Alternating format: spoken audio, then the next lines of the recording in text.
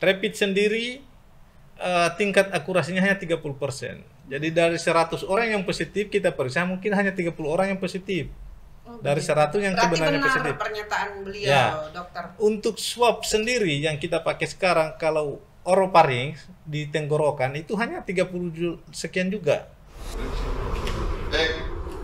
Dulu waktu awal-awal COVID, saya pernah melihat postingan istrinya Pak Dokter.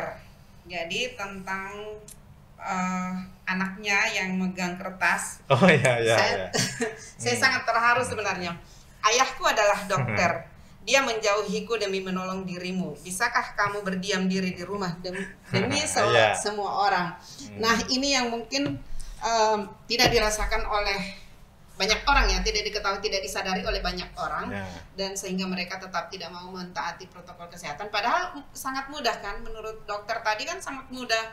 Cukup dengan rajin cuci tangan, pakai hand sanitizer, kemudian pakai masker itu dan jaga jarak, itu kita akan terhindar dari COVID. Ya, itulah sebenarnya yang namanya hidup normal, new normal itu new normal life itu.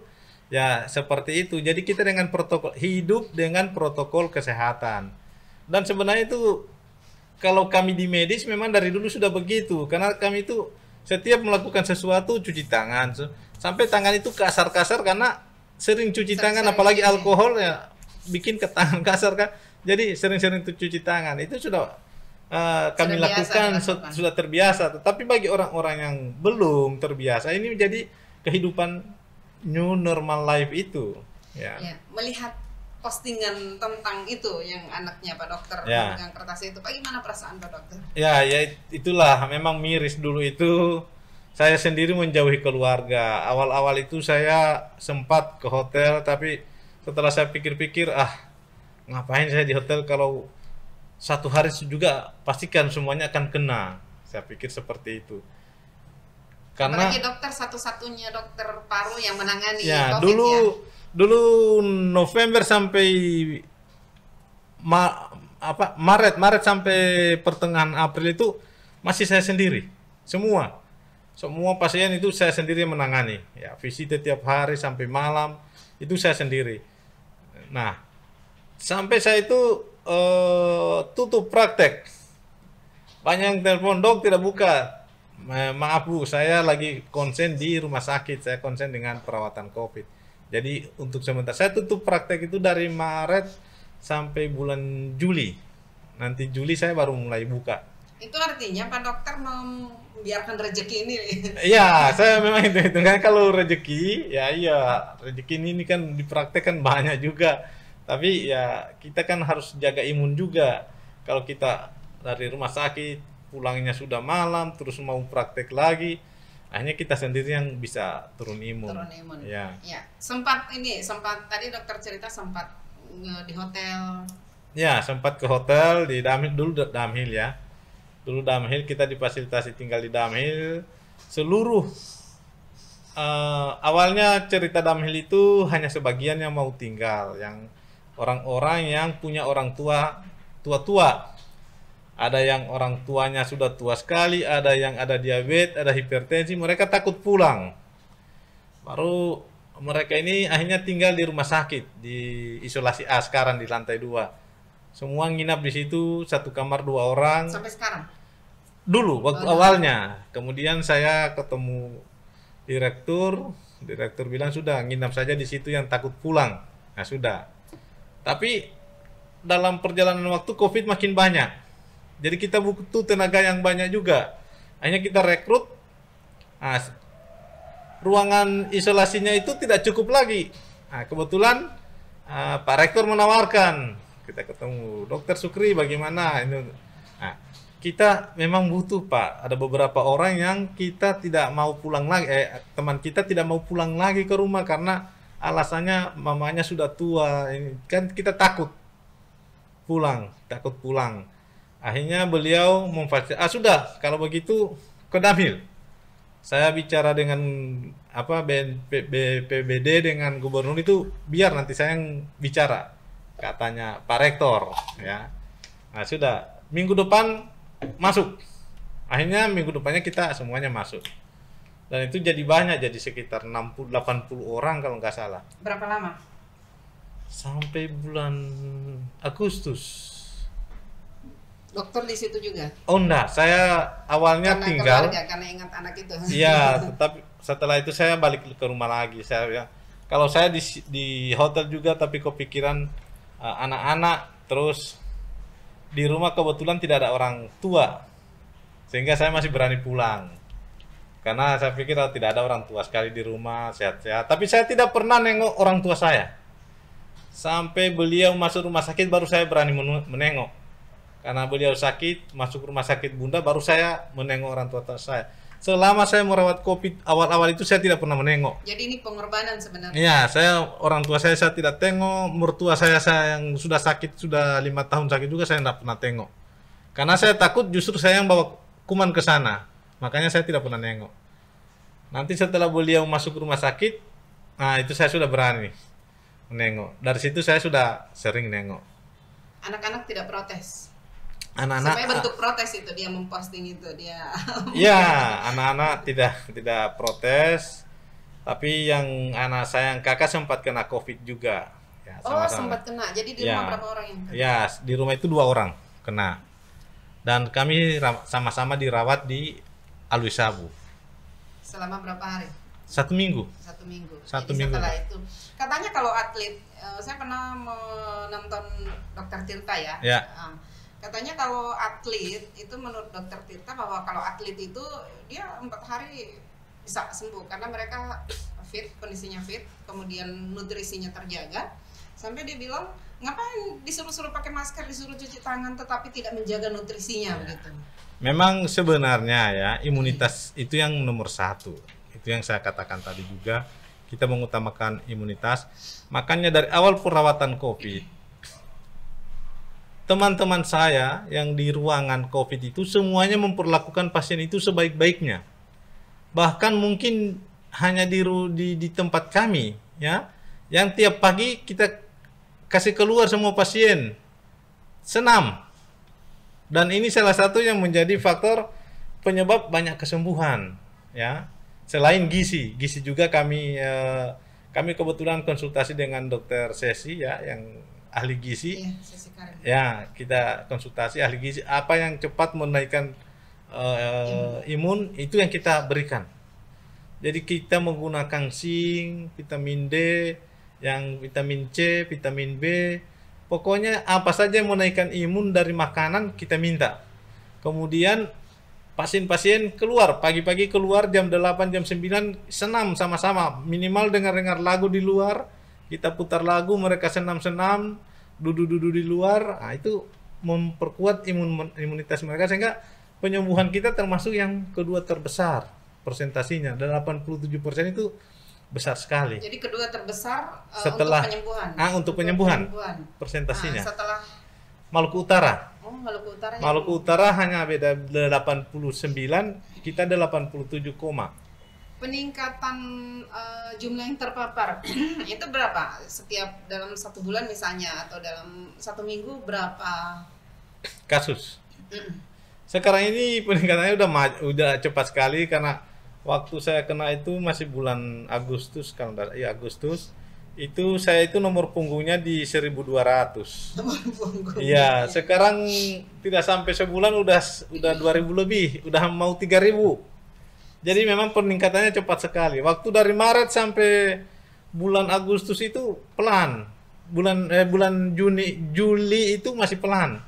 Jadi pertambahan 5, 10, 20. Nanti akhir-akhir ini yang bunyinya sampai ya kayak klaster perkantoran itu langsung bunyi 40. Posisi hari ini sudah berapa? 2.000 yang 2839. Oh iya. 2839 yang update kemarin. Update kemarin, ya, hari ini belum. Hari ini belum.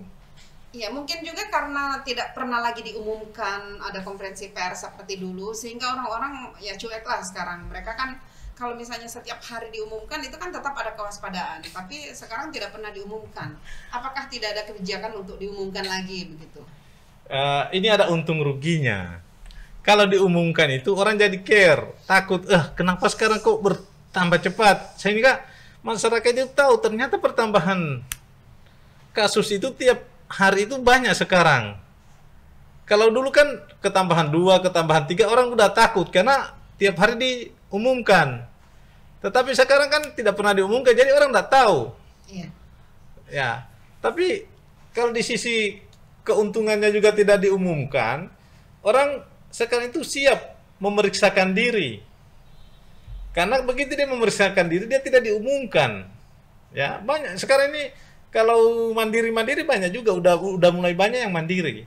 Ya, di perkantoran itu udah mulai banyak yang pemeriksaan sendiri. Dia datang sendiri ke laboratorium Prodia, walaupun dia bayar 2 juta lebih. Ya, tapi dia mau. Karena tidak diumumkan. Tapi ada juga yang tidak mau memeriksakan walaupun dia sudah merasakan gejala itu. Ada teman saya, dia bilang begini, saya 2 minggu yang lalu saya sempat merasakan gejala dan saya tidak mau memeriksakan diri, tapi saya mengisolasi, dia bilang. Yeah. Saya di kamar sendiri dan semua piring apa, semua gelas apa, saya tidak mau itu disentuh oleh orang lain, hanya saya saja, dia bilang. Dan itu sampai 14 hari baru dia berani berbaur lagi dengan orang lain. Ya. Sebenarnya ilmu COVID ini sekarang kan di medsos banyak, jadi semua orang udah tahu. Sebenarnya siapa saja udah tahu kalau dia penciumannya udah berkurang, sudah pasti dia kena itu. Oh, gitu. Nah, penciumannya udah nggak bisa bau, apa saja nggak dia bisa cium, ya berarti udah kena. Lehernya makan apa saja rasanya hambar semua, ya udah kemungkinan besar COVID. Ya. Tetapi orang-orang ini kan tidak mau dikasih nomor punggung. Masalahnya juga kalau dia memeriksakan diri secara mandiri misalnya, ya, swab, itu kan cukup tinggi juga biayanya. Iya, sebenarnya dinas kesehatan ada, ya, dari pemerintah itu ada, difasilitasi. Tiap hari mereka sampai sekarang periksa. Tapi hanya untuk yang di tracking? Tidak, mereka biasanya tentukan di mana. Kemarin waktu anak-anak UNG itu mau periksakan, mau ikut acara di fakultas, harus di swab beberapa orang karena rapidnya positif. Akhirnya kita bawa ke sana, ke RTH. Mereka di RTH di Kota Tengah. Nah, mereka swab di situ. Ada kalanya tiap di puskes ini, di puskes ini, tiap hari mereka itu tetap pemeriksaan. Jadi ada terus pemeriksaan. Iya, dan itu gratis. Iya, gratis. Iya. Jadi tidak semuanya harus bayar. Cuma ada orang tertentu yang memang mampu dan merasa lebih privasinya dijaga, mereka ke laboratorium swasta. Itu untuk menjaga privasi. Tapi kalau yang umum-umum itu biasanya di tempat-tempat seperti itu, rame-rame. Nah, ada yang meragukan hasil rapid. Bahkan ada dokter yang mengatakan bahwa itu tidak perlu. Karena ada istilahnya, kebetulan saya kenal dokter ini. Ya. Dokter Wahyudi Muksin, itu di Kompas. Ya. Ada beritanya, jadi dia bilang hasil rapid test positif maupun negatif itu semua palsu. Dan alat itu bukan rekomendasi ID. Saya dulu sempat ada komunikasi, dia bilang coba Mbak diberitakan, dia bilang begitu, coba diberitakan Mbak bahwa walaupun hasil rapidnya misalnya reaktif, belum tentu dia ketika di swab dia positif, karena itu menurut dia itu yang dia bilang reaktif palsu, atau misalnya hasil rapid testnya negatif atau non reaktif, tetapi ketika di swab dia positif. Memang kita menggunakan modalitas ini macam-macam dan sampai sekarang belum ada yang sempurna. Ya. Rapid sendiri tingkat akurasinya hanya 30%. Jadi dari 100 orang yang positif kita periksa mungkin hanya 30 orang yang positif. Dari 100 yang sebenarnya positif. Pernyataan beliau, ya. Dokter. Untuk swab sendiri yang kita pakai sekarang, kalau orofaring di tenggorokan itu hanya 30 sekian juga. Jadi swab tidak maksimal. Swab yang tenggorokan. Yang benar-benar akurat itu yang mana? Yang benar-benar akurat adalah yang pakai bal. Bal itu bronchoalveolar lavage. Jadi kamera dimasukkan ke dalam paru-paru, disedot dari paru-paru langsung cairannya, kemudian itu diperiksakan. Itu yang mencapai 99%. Tapi itu kita tidak dilakukan karena pertama dia sangat-sangat menular. Kalau orang ini positif terus kita sedot begitu, kemungkinan menular kemana-mana besar ya. Yang swab nasofaring yang di hidung yang sekarang dilakukan rata-rata. Pakai itu apa itu? Yang swab itu akurasinya juga cuma 63. Jadi masih ada sekitar 30 sekian persen yang bisa negatif, false. walaupun dia positif, karena ada yang mengatakan penciuman saya sudah hilang, tapi begitu di swab negatif, bisa saja negatif. Tapi sebenarnya dia sudah positif. Bisa saja positif, bisa dia positif karena klinisnya ada. Makanya Gejala tetap klinisnya ada, tetapi hasil swabnya negatif. Bisa. Dan ini kan justru bahaya juga ketika dia sudah merasakan, kemudian dia negatif hasil swabnya, dan dia seenaknya membaur dengan orang ya, itulah memang bahayanya kalau dia sudah yakin bahwa dia negatif. Nah, makanya Kemenkes itu untuk mendiagnostik dia wajibkan 2 kali swab. Kalau pasien-pasien yang di rumah sakit kami itu 2 kali swab, tidak seperti tracking di kantor yang hanya 1 kali. Kami hari pertama di swab, hari kedua di swab. Kalau dua-duanya negatif, berarti negatif. Kita anggap negatif karena untuk menutupi yang 30% ini sudah 2 kali swab. Kita lakukan 2 kali swab dengan harapan dengan 2 kali swab dia bisa menutupi yang kekurangan 30% dari masing-masing swab itu. Berarti dia bagusnya itu harus berulang-ulang. Iya, sebenarnya ulang-ulang itu juga tergantung. Makanya faktor swab itu banyak. Faktor penyebab yang memberikan hasil. Pertama kita melakukan, tenaga medis melakukan, kalau dia hanya di depan sini yang di swab, kemungkinan besar negatif. Jadi dia itu harus mengambil sampai di dalam, di nasofaring. Jadi pertemuan antara dari mulut dengan hidung. Jadi di situ yang biasanya tidak tersentuh. Dan itu khasnya orang yang di swab nasofaring itu keluar air mata karena memang seperti ditusuk di bagian belakang. Jadi harus sampai keluar. Iya. Itu berapa persen tingkat akurasinya? Tetap 63. 63%. Iya, karena memang dia tidak 100% positif. Itu pun kalau positif pun belum tentu positif masih aktif. Makanya tetap diperiksakan juga rapid. Rapid ini ada orang yang tidak mengerti. Dulu saya sempat rapid dan katanya saya positif. Saya sudah katakan saya sudah pernah positif. Katanya ini positif Pak. Saya bilang ini yang positif imunoglobulin G karena di rapid itu ada 2 imunoglobulin G dengan imunoglobulin M. Iya katanya kalau di G sudah pernah terinfeksi dan sudah sembuh. Walaupun dia tidak kena, tetapi ketika rapid tetap hasilnya positif. Sudah iya. Jadi tidak ada guna dong dia rapid. Iya, dia rapid pun dia akan positif terus G. Dan kalau dia tidak ada M, globul IgM-nya tidak ada negatif, berarti dia tidak ada kuman. Belum pernah kena. Nah, sudah pernah kena. Tapi tidak ada jadi kuman. Pengertian pembacaannya itu imunoglobulin G positif, imunoglobulin M-nya negatif, berarti dia ini sudah pernah kena dan sudah sembuh, tidak sakit lagi. Nah, itu kalau jadi saya kan ada G, ada M ya. Ya. M ada apa lagi? S. M. Cuma 2 itu. Oh, cuma 2 itu. Nah, kalau garisnya 3, yang satu kontrol, C. C ini kontrol harus positif. Kalau dia tidak muncul di kontrol itu berarti ada yang salah.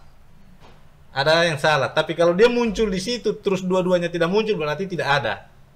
Dan itu positif itu kalau dia sudah 5 hari. Jadi kalau terinfeksi sekarang, terus kita periksa sekarang negatif, 2 hari kemudian masih negatif, 3 hari kemudian masih negatif. Nanti mulai hari ke-5, ke-4, ke-5 baru mulai positif M, G belum ada. Berarti harus direpit terus.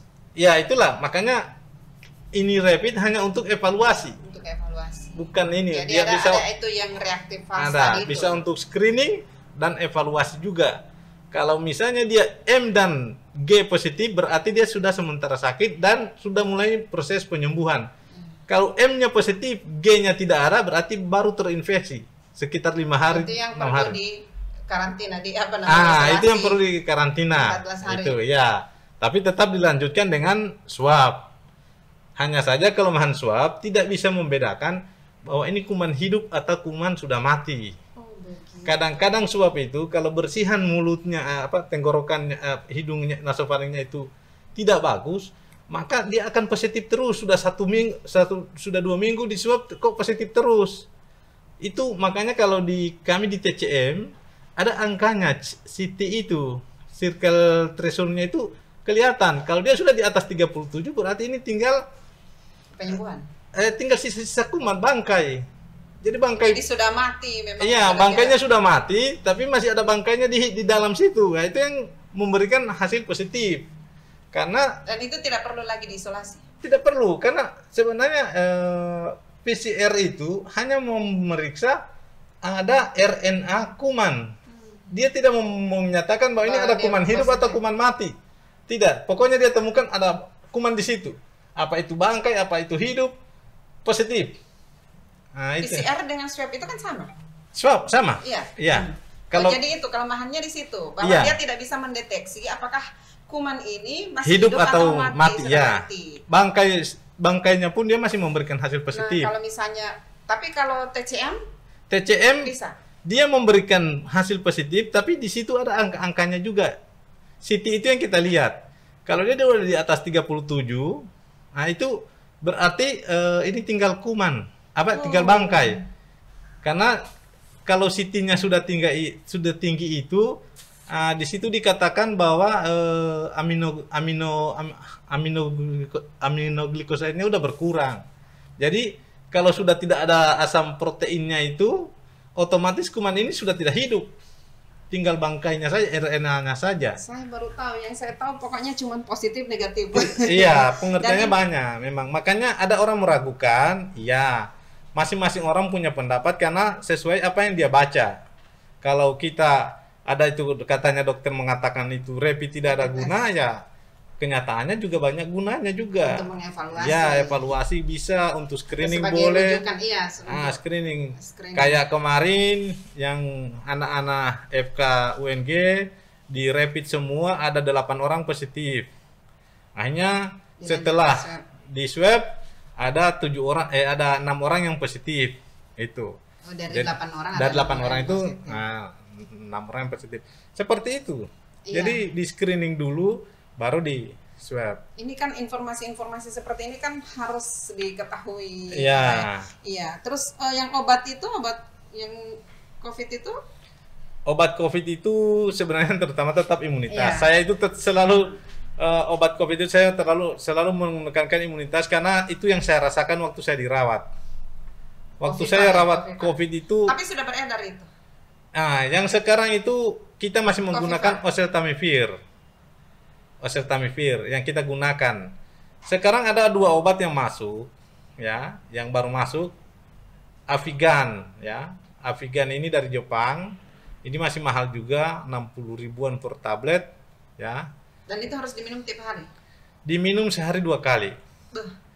2 kali, ya. Dan dia minumnya bukan cuma 1 tablet. Karena dia dosisnya 600 yang hari-hari berikutnya, hari kedua sampai hari ke-7 itu dia 600 dosisnya, sedangkan sediaannya hanya 200. Jadi otomatis minumnya 3 tablet. 3 kali 2 kali 3 tablet, jadi 6 tablet sehari dengan harga 60.000 satu biji. Jadi daripada beli mahal-mahal ya jaga imun saja. Jaga imun lebih bagus. Ya, dokter bilang tadi pengalaman waktu sakit kemarin. Ya, pengalaman sakit kemarin ternyata imunitas lebih baik. Nah, saya waktu panas minum paracetamol, setelah itu saya olahraga ke bawah, alhamdulillah ya, makin hari saya rasa makin nyaman. Begitu juga teman-teman, saya suruh gizinya saja yang perbanyak. Jadi saya itu banyak pesan buah-buahan yang vitamin C. Kemarin jeruk, pepaya itu saya makan terus. Alhamdulillah dengan itu yang saya meyakinkan saya bahwa saya sembuhnya dari situ. Ada yang pakai minyak kayu putih itu bagaimana? Eukaliptus itu bisa, dia bisa membunuh kuman juga, tapi yang ada di permukaan. Nah, permukaan ini bisa saja cuma di badan. Di hidung pun bisa, tapi tidak sampai di dalam. Jadi, sedangkan kuman ini hidupnya bisa saja di dalam epitel di saluran napas. Dan ini eukaliptus kan tidak masuk sampai paru-paru juga. Ada yang menggunakan garam, karena katanya itu NaCl itu dia juga. Garam ini jadi berkumur-kumur, katanya berkumur pakai garam sampai di tenggorokan. Itu hanya untuk swab. Kalau saat mau disuap, orang-orang ini banyak yang mau negatif hasilnya. Jadi dia cuci, istilahnya kalau orang THT itu cuci hidung. Jadi kita ambil garam, kita hirup dari hidung keluar di mulut. Nah itu dicuci sebelum di swab, rata-rata di swab hasilnya negatif karena sudah dicuci, jadi sudah bersih hidungnya. Padahal belum tentu di dalam. Belum tentu di dalam negatif. iya, tapi hidungnya bersih, jadi begitu di swab hasilnya negatif. Maka banyak orang yang mengatakan itu bikin hilang COVID, padahal tidak, cuma dicuci hidung sementara bersih. Begitu dia bersih, kita swab pasti hasilnya negatif. Apalagi tenggorokan dulu itu ya swabnya di tenggorokan, rata-rata orang kumur-kumur garam. Dulu waktu masih tenggorokan kumur-kumur garam, tapi sekarang diambil di hidung, jadi mereka susah. Kumur-kumur enggak bisa. Dia dihirup. Iya. Kemudian di Gorontalo ada berapa dokter yang sudah terkena, yang pernah terpapar? Banyak. Ya, Tapi dokter kami sampai ngomong ikatan alumni COVID. Iya, COVID sudah ada sekitar 30-40 ada. Ya. Kemudian tapi intensif dari pemerintah aman. Insentif memang namanya juga berproses ya. Kita diberikan insentif dari bulan Maret. Tetapi aturannya datangnya di belakang hari. Tentu saja apa yang kita lakukan di bulan Maret tidak memenuhi syarat untuk klaim di bulan Mei. Otomatis melengkapi ini yang banyak. Jadi prosedurnya untuk mendapatkan insentif ini harus ada syaratnya. Nah, itu insentif tidak langsung ini ada SK di sini langsung turun, tidak. Tapi ada syarat-syaratnya. Nah, syarat-syaratnya ini banyak. Tapi selama ini ada lancar. Sepanjang syarat-syaratnya ini terpenuhi. Ya, harus dipenuhi syarat-syaratnya itu. Atau jangan-jangan mandek tapi dokter tidak mau bilang. Nah, memang harus memenuhi syarat. Saya akui itu harus ada syarat-syaratnya. Makanya dia agak tersendat-sendat karena syarat-syaratnya ini disyaratkan di saat kita sudah melewatinya. Jadi kalau insentif bulan Agustus, September itu kayaknya akan lancar. Kenapa? Karena itu kan kita udah tahu syarat-syaratnya. Iya, syarat-syaratnya udah tahu. Tapi waktu bulan Maret, April, awal-awal Mei itu kan kita nggak tahu syarat-syaratnya apa saja. Pokoknya kita kerja di bulan Maret keluar aturan cara untuk klaim insentif dan klaim jasanya. Nah, itulah yang kenapa di awal-awal itu syaratnya banyak yang tidak terpenuhi. Karena memang kita belum tahu apa-apa yang syaratnya, kita cuma kerja aja. Panik mungkin waktu awal-awal itu panik. Iya, panik. Awal itu saya ingat benar itu. Sampai ada yang perawat saya itu ngomong, "Pak, dokter, kalau saya tetap ditegaskan di COVID ini, orang tua bilang suruh keluar saja dari rumah sakit." Karena saking paniknya, kan kita harus kerja. Ini sudah ada pasien, mau tidak mau kita kerja, tapi kita tidak siap. Itu yang awal-awalnya sampai panik. APD tidak lengkap, APD kita apa saja, ruangan tidak ada, kita sambil jalan sambil menyiapkan. Sampai waktu rapat di kantor gubernur dengan Pak Sekda itu, Sekprop itu, ditanya kalau Alwi Sabu siap. Saya katakan siap, Pak. Habis itu rapat, direktur tanya, kau mau rawat di mana? Sudah kita sulap saja dulu satu kamar dulu yang ada. Kalau sudah ada satu kamar, ada isi itu satu kamar, kita siapkan lagi kamar lain. Jadi sambil jalan-jalan, akhirnya sekarang kita punya 4 ruang isolasi. Tapi sekarang lebih rileks ya, karena sudah tahu apa ya, yang dilakukan. Sudah lebih rileks, kita juga sudah tidak terlalu takut. Dan pasiennya juga tidak panikan. Tidak panikan pasiennya, kita juga sudah banyak yang kena. Ya, kalau petugas itu rata-rata yang sudah tugas di COVID, ya sudah lebih dari 50% yang kena. Jadi kita sudah menganggap ini herd immunity, artinya begitu kita mau tertular lagi tapi kenanya pada orang yang sudah pernah kena hanya 2-3 hari sembuh. Ya, jadi kita sudah menganggap itu herd immunity. Sampai sekarang kita APD kita turun level 2. Jadi tidak pakai hazmat lagi, kita hanya PCT, pakai masker, pakai goggle, pakai gown, itu saja. Jadi tidak ini. Orang takut ketika melihat astronot. Dulu kita pakai astronot. Alhamdulillah sekarang tidak lagi. Melihat perilaku masyarakat yang sekarang seakan-akan sudah normal begitu. Mereka hidup ya seperti biasa, tidak seperti tidak ada terjadi atau tidak ada yang harus ditakutkan atau tidak ada yang harus dijaga, diwaspadai. Ini dokter optimis dengan apa penyembuhan atau kalau penyembuhan sih iya, karena ranking 2 secara nasional. Tetapi pastikan ini meningkat, atau mungkin dokter optimis ini akan menurun, mungkin suatu saat dia akan tetap turun, tapi dengan perilaku masyarakat yang seperti sekarang ini. Sebenarnya angka kejadiannya meningkat ya, dan itu dengan tidak adanya tracking sekarang. Tracking sekarang itu lebih ke arah tracking mandiri. Jadi kalau orang mau diperiksa harus, kalau dulu harus diwajibkan. Contoh kasus-kasus pada Bu Olo, satu kena, tetangganya diperiksa, keluarganya diperiksa, semuanya diperiksa. Siapa saja yang pernah berkontak dengan orang ini diperiksa, di tracking. Tetapi tidak, sekarang tidak. Saya saja kena, anak saya mau diperiksa, susah. Akhirnya saya suruh anak saya telepon Ainun bisa periksa anak saya, sudah saya suruh ke Ainun mereka diperiksa di sana. Karena saya minta pemeriksaan tidak bisa. Dokter Rita juga kena, anaknya suaminya mau diperiksa juga tidak bisa. Jadi tidak boleh lewat rumah sakit, harus lewat yang trackingnya dinas. Nah, akhirnya mereka cari di mana ada tracking hari ini. Oh, di puskesmas ini, mereka ke sana.